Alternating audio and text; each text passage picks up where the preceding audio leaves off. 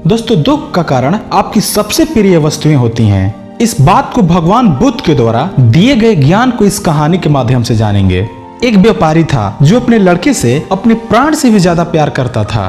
वो लड़का उसकी आंखों का तारा था। वह अपने लड़के को देखकर ही जीता था। जब तक वो अपने लड़के को देख न ले उसे चैन नहीं मिलता था।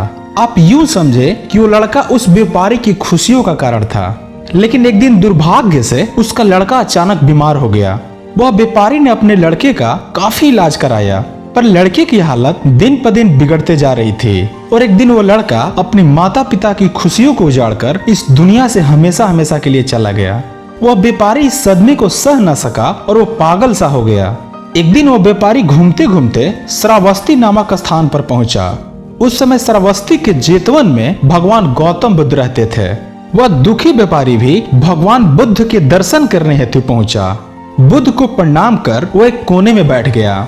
बुद्ध ने उसकी ओर देखा और बोले, तेरी इंद्रियां चंचल मालूम पड़ती है। मुझे लगता है कि तुम बहुत दुखी हो।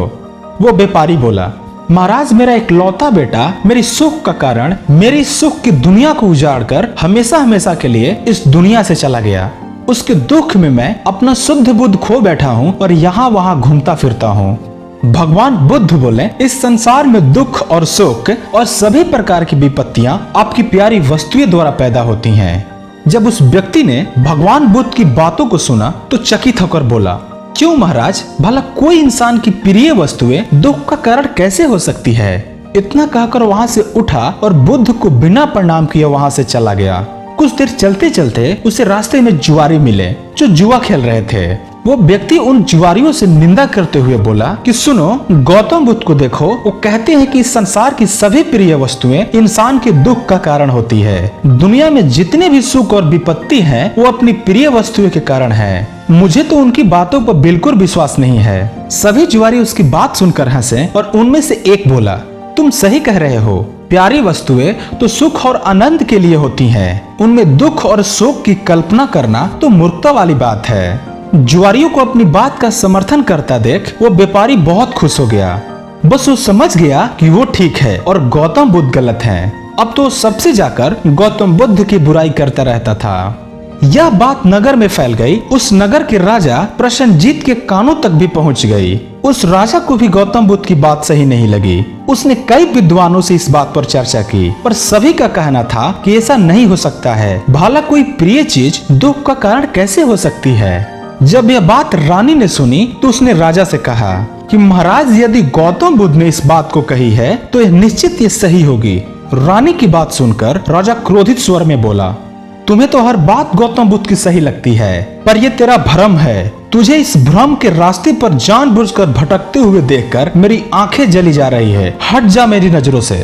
भगवान बुद्ध के खिलाफ रानी कुछ भी नहीं सुन सकती थी, इसलिए दुखी होकर वहां से चली गई। रानी ने नालीजंग के नाम के एक ब्राह्मण को बुलाया और कहा, तुम शीघ्र ही भगवान बुद्ध के पास जाओ और उनको मेरी तरफ से सादर प्रणाम करके कहना, प्रिय वस्तुएं दुख की कारण कैसे हो सकती है। जब वे तुमको उसका उत्तर बताएं तो ध्यान से सुनना और मुझे आकर बताना। नालीजंग बुद्ध के पास गया और उसने रानी द्वारा कही सारी बात को बताई। भगवान बुद्ध बोले, हाँ, इस संसार की सभी प्रिय वस्तु दुख का कारण होती हैं। मैं तुम्हें समझाता हूँ। कुछ समय पहले एक स्त्री की माँ मर गई थी। वो स्त्री अपनी माँ के वियोग में इतना दुखी हो गई कि उसका अपने शरीर का भी ख्याल नहीं रहा। वो फूलों से, पेड़ों से, आते जाते राहगीरों से यही पूछती रहती कि मेरी माँ को तुमने देखा है क्या? ऐसा इसलिए हुआ क्योंकि वो स्त्री अपनी माँ से बेहद प्रेम करती थी। नालीजंग बुद्ध की सभी बात को ध्यान से सुनकर बुद्ध की आज्ञा लेकर रानी के पास पहुंचा और उन्हें सारी बात बताई। रानी प्रसन्न होकर राजा के पास पहुंची और उनसे सारी बात बताई कि संसार में प्रिय वस्तुएं दुख का कारण क्यों होती हैं। रानी की बात सुनकर राजा प्रसन्न होकर उसे देखने लगा। रानी आगे बोली, महाराज, आपकी प्रिय पुत्री वजड़ी आपको बहुत प्यारी लगती है ना? राजा बोला, हाँ मलिके, वो तो मेरी आंखों का तारा है। तब रानी बोली, यदि वजड़ी के जीवन पर किसी भी विपत्ति का आक्रमण हो जाए तो क्या आप दुखी नहीं होंगे? राजा बोला, दुखी? बल्कि मैं तो अपने जीवन पर आक्रमण समझूंगा। इसलिए रानी ने राजा की प्रिय लगने वाले मंत्री, सेनापति, राजगुरु आदि के संबंध में भी पूछा। इस पर राजा ने वही उत्तर दिया कि उसके जीवन पर यदि विपत्ति आई तो उन्हें दुख नहीं होगा, बल्कि उन्हें अपने जीवन का अंत महसूस होगा। रानी मुस्कुराते हुए बोली, महाराज, अब तो आपको गौतम बुद्ध की बात समझ में आ गई होगी। राजा चौकन्ना होकर सोचने लगा और बोला, गौतम बुद्ध हमेशा सही उपदेश देते हैं, मेरी आंखें खुल चुकी है। उसके बाद राजा भी भगवान बुद्ध की वंदना करने लगा। दोस्तों, इस कहानी से हमें यही शिक्षा मिलती है कि मनुष्य के दुखों का कारण उसकी सबसे प्रिय वस्तुएं होती हैं।